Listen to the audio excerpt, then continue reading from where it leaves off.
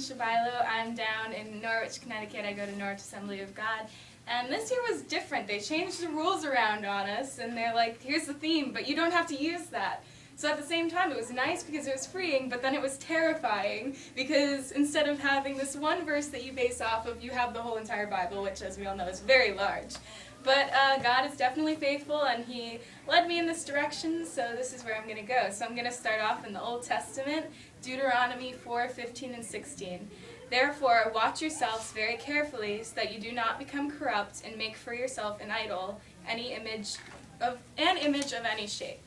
Now, you're probably like, oh, what does this have to do with today? Well, today, I kind of felt God pushing me to talk about idolatry, but not idolatry in the typical form as we would think of it today, where, we have Baal, and we have Ra, and all these Egyptian, and Assyrian, and Babylonian, all these gods. But modern day idolatry, and most associate idolatry with the second commandment, which would straight out spell, do not make for yourself an idol, and an idol being something that you would worship, an object, a thing that you would worship before you worship God, or instead of worshiping God. But following that logic, we can then apply it to the first commandment, which is, thou shalt have no other gods before me.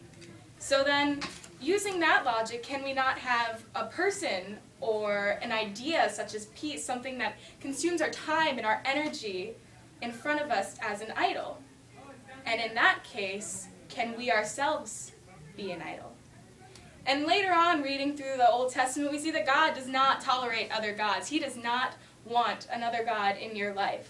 Deuteronomy 4:25 and 26. Back to Deuteronomy. If you become corrupt and make any kind of idol, doing evil in the eyes of the Lord your God, and provoking him to anger, I call heaven and earth as witnesses against you this day, that you will perish from the land that you're crossing Jordan to possess. You will not live there long, but you will certainly be destroyed. And that's pretty powerful. That's just one thing. Out of the whole 10 Commandments, one thing will push them out of the promised land. And as we all know, the Israelites did not quite live up to that. They had their idols. And true to God's word, they were kicked out of their land. And I was reading I have a theology book for school, and there was a quote in there that really stood out to me. And it was from Joseph A. Alexander, and he was talking about Judah, which is the good son. You have Israel, who is the really rebellious child, and then you had Judah, who is not as rebellious. He was all right, He had his mistakes, but he was still punished for it. And he said that the 4 sins which Judah was chiefly guilty for was formalism, spiritual pride. Now here's where we get into the controversy. The contradictory paradoxes here: unbelief and idolatry. So you have spiritual pride and unbelief, which I believe are founded in idolatry. Because the Israelites had their idolatry, but they thought that they were fine because they were God's chosen people. God said, you are my chosen people. But the Israelites, I believe, took out the 2-letter word and replaced it with a 3-letter word, which changed the whole concept and led the whole entire nation astray. They changed it from you are my people, my chosen people, to you are the chosen people. And they led themselves in the way they wanted to go, and they believed that their actions were totally excused. And Israel was the chosen nation, the chief light of God. And is not America that? Was that not the founding idea of America? Is that we were founded on God, one nation under God. And are we not straying from that now, where things are I? People want to appeal to you, to your senses.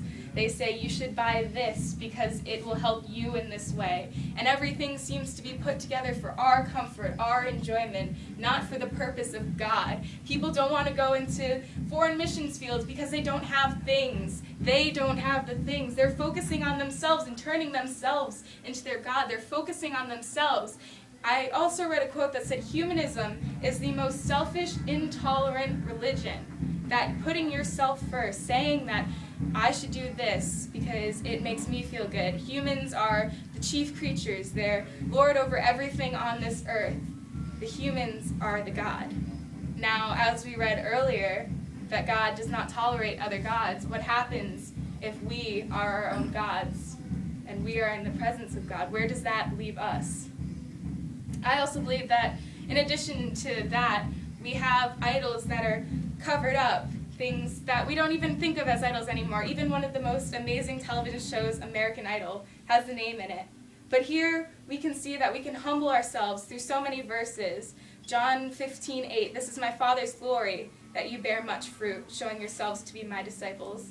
It's my Father's fruit. There's so many verses that if you just look, you see that it's not our works that do things. Things aren't for us. They're for God. They're for God's glory. And if we have that, if we wake up every day in this thought of surrender, this thought of, God, this is your day, this is your life, you can work through me, then we're in this place. And so that's what I want to leave you with, is this challenge to wake up every day and start off your day as a prayer. God, take this day. Thank you.